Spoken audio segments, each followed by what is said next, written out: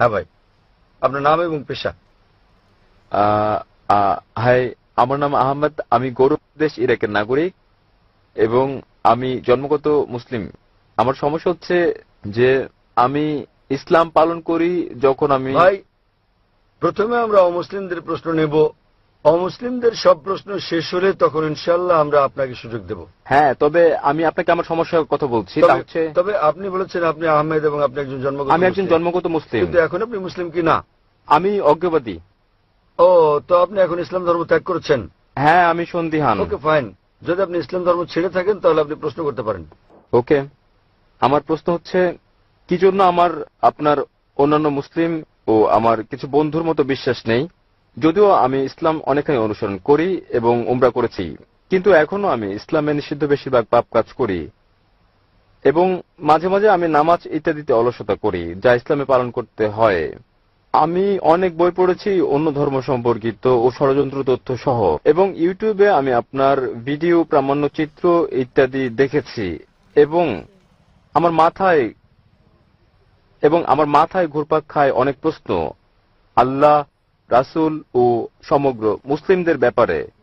এবং মূলত সবচেয়ে গুরুত্বপূর্ণ প্রশ্ন হচ্ছে, আপনি কোন বিতর্ক কিংবা প্রশ্নোত্তরে বলেছেন আল্লাহ হচ্ছেন স্রষ্টা এবং তিনি অসৃজিত, কিন্তু আমার উপলব্ধি যার সৃষ্টি হয়নি তার অস্তিত্ব কিভাবে সম্ভব? তথাপি তিনি থাকলে কেমন করে আমরা তাকে বুঝব, কিভাবে তাকে দেখব বা তার কথা শুনব বা তাকে ভয় করব, কিন্তু তার অস্তিত্ব জানব যেহেতু তিনি সৃষ্টি হননি?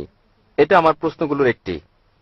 ভাই আহমেদ বললেন যে তিনি জন্মগত মুসলিম, তিনি এসেছেন ইরাক থেকে, তিনি কোরআন পড়েছেন, অন্যান্য বইও পড়েছেন, কিন্তু তিনি অনেক পাপ করেছেন, তিনি বিশ্বাস করেন, মাঝে মাঝে তিনি অজ্ঞেয়বাদী হয়ে পড়েন এবং প্রার্থনায় আলস্য করেন।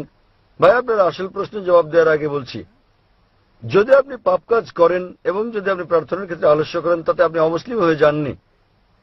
যতদিন আপনি বিশ্বাস করেন প্রার্থনা করা ফরজ, মাঝে মধ্যে বাদ পড়লে সেটা পাপ। এটা বড় পাপ যে মাঝে মাঝে আপনি প্রার্থনা করেন না, তবে তাতে আপনি অমুসলিম হয়ে যাননি। যদি আপনি বলেন প্রার্থনার প্রয়োজন নেই, তাহলে আপনি কুফর করছেন। তবে যদি আপনি মাঝে মাঝে পাপ করেন, কখনো ছোটখাটো পাপ, কখনো বড় পাপ, তখন এটা হারাম, অর্থাৎ নিষিদ্ধ, কিন্তু তা আপনাকে ইসলামের বাইরে ঠেলে দেয় না। মাঝে মাঝে শয়তানের ওয়াসওয়াসায় আপনাকে বলে, ও তুমি মুসলিম, কিন্তু ইসলামের এটা ঠিক নয়, এটা ভুল, এবং এটা মানুষের মনকে বিক্ষিপ্ত করে দেয়। সে সময় আপনার ঈমান দুর্বল হয়ে পড়তে পারে। তবে এসব আপনার ভাবা উচিত নয় যে আপনি অমুসলিম। আপনার প্রশ্ন অনুযায়ী যা আমি আমার লেকচারে বলেছি, এবং আপনি ঠিক যে সর্বশক্তিমান ঈশ্বর হচ্ছেন স্রষ্টা, কিন্তু নিজে সৃষ্ট নন। আপনি জিজ্ঞেস করেছেন কিভাবে অসৃষ্টকে, কিভাবে আমরা অসৃষ্ট জিনিস দেখি, কিভাবে এটা সম্ভব। আল্লাহ সুবহানাহু ওয়া তাআলা হচ্ছেন খালিক, তিনি স্রষ্টা, এবং সংজ্ঞা অনুযায়ী তিনি অসৃষ্ট। কারণ সচরাচর মানুষ বলে, যখন তারা যৌক্তিকভাবে প্রমাণের চেষ্টা করে সবকিছুরই স্রষ্টা আছে, কে এই টেবিল সৃষ্টি করেছেন, কাঠ মিস্ত্রি কোথায় পেলেন কাঠ, গাছ থেকে সৃষ্টি করেছেন কে এই গাছ, উত্তর আসে আল্লাহ। অর্থাৎ যখন অনেক লোক চেষ্টা করে কোনো নাস্তিককে বোঝাতে, তখন তারা বলে সবকিছুরই স্রষ্টা রয়েছে, আর তখন তারা পড়ে ফাঁদে।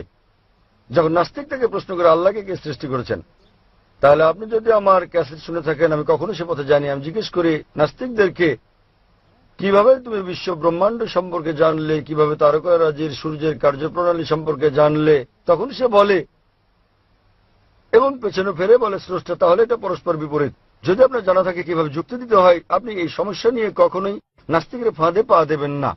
মুসলিমরা, বিশ্বাসীরা আল্লাহকে সৃষ্টির ব্যাপারে বলেন সংজ্ঞাগতভাবে আল্লাহ হলেন অসৃষ্ট। এবং যদি আপনি প্রশ্ন করেন আল্লাহকে কে সৃষ্টি করেছেন, যদি আমার লেকচার শুনে থাকেন, আমি উত্তরটা দিয়েছি। ধরেন এক ব্যক্তি এসে আমাকে বলল যে আমার ভাই জন। হ্যাঁ, আমি জানি, আমি দেখেছি, আমি শুনেছি, তবে আমি বলতে চাই কিভাবে তিনি বিরাজ করেন, যদি তিনি অসৃষ্ট হন। আপনিও আল্লাহর মধ্যে তফাৎ। তিনি কিভাবে বিরাজমান, মানে তিনি বিরাজিত ছিলেন পূর্ব থেকে, তার কোনো শুরু নেই। আপনার এবং আমার শুরু আছে মানুষের বেলায়, আর সেটাই আমাদের আল্লাহর মধ্যে পার্থক্য। আপনি বলতে পারেন না যে আল্লাহকে আমাদের মতো হতে হবে। যদি আল্লাহ আপনার আমার মতো হন, তাহলে তার ইবাদত করবো কেন? তাই আপনি কি বিগ ব্রাদারের ঘটনা কখনো শুনেছেন? এটি ব্যবহৃত হয় বিভিন্ন ক্ষেত্রে ও রাজনৈতিক কার্যকলাপে জনসাধারণকে নিয়ন্ত্রণ করতে। এই ধারণায় অনেক দেবদেবী যুক্ত করে পরবর্তীতে এটিকে একটি একেশ্বরবাদী ধর্মে পরিণত করা হয়েছে বিষয়টিকে সহজ করার বিগ জন্য। ব্রাদার আমি কখনো শুনি বিগ ব্রাদার ধর্মের নাম। এটি একটি ধর্ম, এটা হচ্ছে একটি মতবাদ, একটি ধারণা, মূলত উদাহরণ। এতে কি বলা হয়েছে? কি এই ধারণায় কি বলা হয়েছে? এতে কি বলা হয়েছে সেটা হচ্ছে, যখন আপনার একজন বড় ভাই থাকে, আপনার জীবনযাপন নির্বিঘ্ন হয়, যখন সার্বক্ষণিক দেখাশোনার জন্য আপনার কেউ থাকে, সবসময় আপনাকে বোঝেন, রক্ষা করেন, আপনার সঙ্গে থাকেন এবং আপনি তার সঙ্গে কথাও বলতে পারেন, যদিও তিনি কখনো আপনার সাথে কথা বলেন না, থাকতে পারেন আপনার স্বপ্নে ইত্যাদিতে, ফলে আপনার জীবন ধারণ সহজ হয়, যার কোনো বিগ ব্রাদার নেই এবং সব কাজ সহজে নিয়ন্ত্রণ করেন না এবং পুরোপুরি স্বাধীনতা ভোগ করা বড় শাসক ব্যক্তির জন্য বিপজ্জনক। এতে কি বলা হয়েছে আমি জানি না। বিগ ব্রাদার থাকতেও পারেন, বিগ ব্রাদার নাও থাকতে পারেন, তাতে কি? তাতে কি এসে যায় ইসলাম এবং আল্লাহর? তাতে কি এসে যায়? কারণ মূলত আল্লাহ সবসময় আপনার খেয়াল রাখছেন। তিনি, তাহলে আপনি কি বলতে চান আল্লাহ একজন বড় ভাইয়ের মতো? একেবারেই আপনার সুরক্ষার জন্য আপনি তাকে ব্যবহার করছেন, আপনি তাকে ছেড়ে দেবেন না। আপনি জানেন আমি কি বলছি। দেখেন, এটা হচ্ছে একটা হাইপোথিসিস, এটা হচ্ছে একটা ধারণা। যদি আপনি শুনে থাকেন কিভাবে আমি বোঝাই কোন নাস্তিককে, যদি আপনি আমার উত্তর শোনেন, আপনি বলেছেন আমি অজ্ঞবাদী, আপনি নাস্তিক। হ্যাঁ, আমার প্রথম কাজ হচ্ছে আমি তাকে অভিনন্দন জানাই। কি? আমি তাকে অভিনন্দন জানাই। হ্যাঁ, আপনি কি আমার উত্তর শুনেছেন? হ্যাঁ, আপনি তাকে অভিনন্দন জানান। তবে আমি কোন নাস্তিকের সঙ্গে আপনার বিতর্ক দেখিনি, আমি কেবল কিছু প্রশ্নের জবাব দিতে দেখেছি। ফাইন, তাহলে কি আপনি নাস্তিকের উত্তর শুনেননি? না, তবে আমি ডেভিড উইলিয়াম ক্যাম্পবেলের সঙ্গে আপনার বিতর্ক দেখেছি। ডেভিড উইলিয়াম ক্যাম্পবেল তো নাস্তিক নন। জি জি। যখন কোন নাস্তিক আমাকে বলে তিনি আপনার মতো বিগ ব্রাদার তত্ত্বের মতো ঈশ্বরে বিশ্বাস করেন না, হ্যাঁ, এবং আপনি এই তত্ত্বে বিশ্বাস করলে আমি আপনাকে জিজ্ঞেস করব, প্রথম কাজ হচ্ছে আমার নাস্তিককে অভিনন্দন জানানো। কেন জানেন? হ্যাঁ, কারণ তারা ভাবে এবং তারা অনুসরণ করে না যা তাদের পিতামাতার করে এবং যে জাতীয়। না, আমি তাকে অভিনন্দন জানাই কারণ তিনি অন্ধবিশ্বাস করেন না, অন্যরা অন্ধবিশ্বাস করছে। তিনি খ্রিস্টান কারণ তার পিতা খ্রিস্টান, তিনি হিন্দু কারণ তার পিতা হিন্দু, বেশিরভাগ মুসলিমের পিতা মুসলিম হওয়ার কারণে মুসলিম। তিনি ভাবছেন, তিনি বলছেন কোনো ঈশ্বর নেই। তিনি বলছেন ইসলামী শাহাদার প্রথম অংশ লা ইলাহা। যে কারণে আমি তাকে অভিনন্দন জানাই তা হচ্ছে তিনি বলছেন প্রথম অংশ ইসলামী শাহাদার, ইসলামী রীতির লা ইলাহা। কেবল যে জিনিসটা আমাকে করতে হবে তা হচ্ছে ইল্লাল্লাহ, যা আমি করবো ইনশাআল্লাহ। তাই যদি আপনি আমার উত্তর শুনে থাকেন, একজন নাস্তিক হয়েছেন কারণ তিনি বিজ্ঞানে বিশ্বাস করেন, যুক্তিতে বিশ্বাস করেন।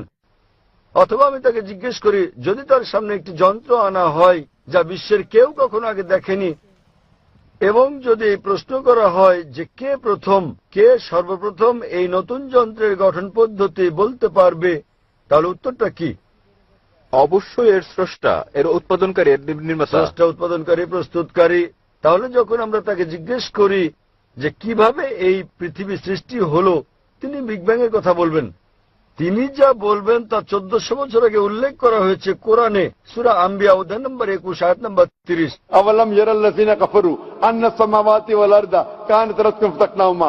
অবিশ্বাসীরা কি দেখে না আসমান ও জমিন একত্রিত ছিল এবং আমি তাদের পৃথক করেছি? এটা আপনারা জেনেছেন 50 বছর আগে কোরআনে এটা উল্লেখ করা হয়েছে 1400 বছর আগে। কে উল্লেখ করতে পারেন? ঠিক আছে, বিভিন্ন সভ্যতা 2000 বা 5000 খ্রিস্টপূর্ব সালে, ইসলাম কিংবা খ্রিস্ট ধর্মের আগে, সে সময় বিভিন্ন সভ্যতা ছিল, তারা জ্যোতির্বিজ্ঞানে পারদর্শী ছিল এবং তারা এখন আমরা যা জানি তার চেয়ে বেশি জানতো আমাদের সৌরজগৎ সম্পর্কে। ভাই, আপনার বিজ্ঞান সম্পর্কে জ্ঞান কম, গভীর নয়, আমি একমত।